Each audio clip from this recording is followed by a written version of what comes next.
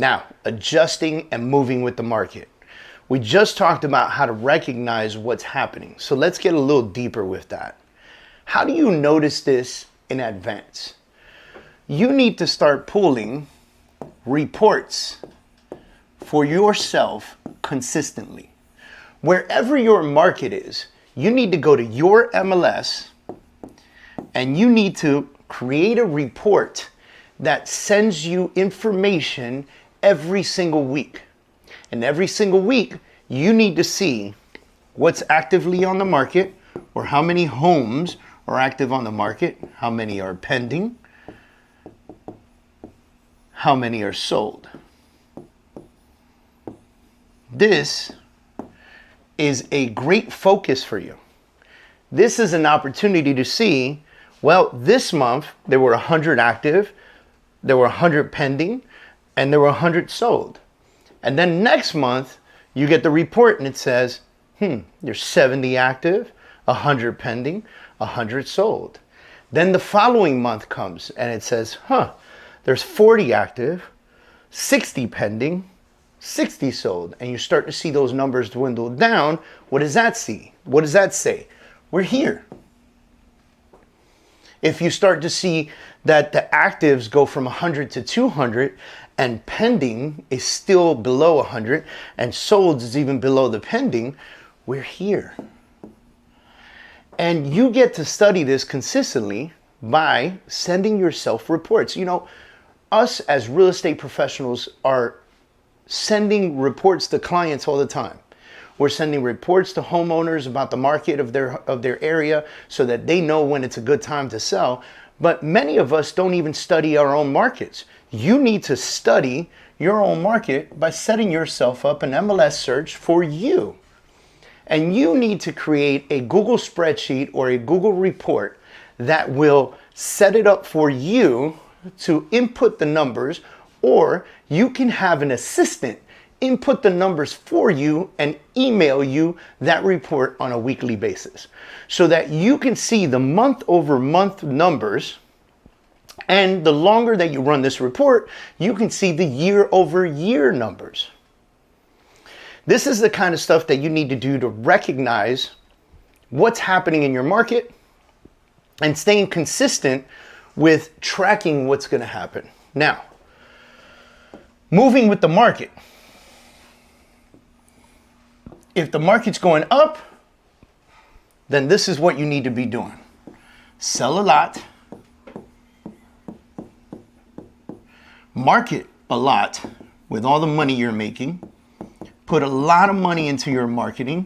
I would even venture to say somewhere between 30 and 40% of your income should go back to your marketing, okay? And then you need to not buy unnecessary crap. Focus on putting some money away. Here's why. When the market's great, there's an opportunity for us to all make a lot of money. When the market shifts and it starts going this way, well, the amount of leads are going to decrease. That means the amount of conversions will decrease. That means the amount of sales will decrease. And when that happens, you want to have money to support you during that time frame. The average recession lasts 17 months. Do you have enough money in your account to support you for the next 17 months? Furthermore, support you and your business. Now, here's the crazy part. You don't have to save 17 months worth of income.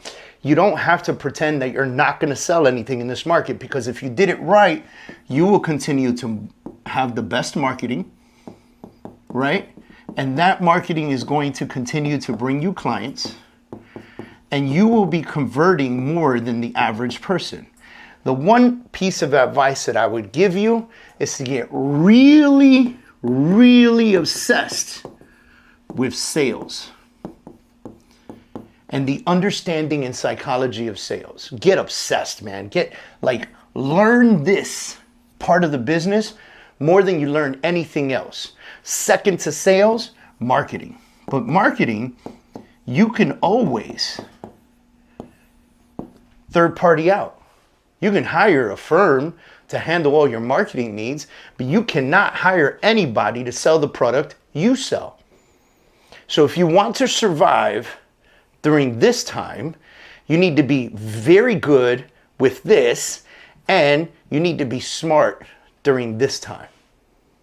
This is how you become capable of shifting with the market. Now there's some additional information I'm going to give you.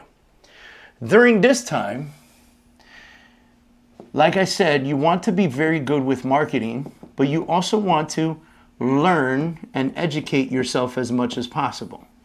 Because during this time, you're going to have to be an expert at short sales. You're going to have to be an expert in REOs. And you're going to have built those relationships during the good times, so that during the bad times, the banks come to you to help them with the REOs. And you're going to have to be very, very good at investor relationships. Because guess who buys a ton of property in a declining market? Investors. Do you know how to calculate return on investment on a property? Do you know how to create a spreadsheet that shows them every number, cost analysis?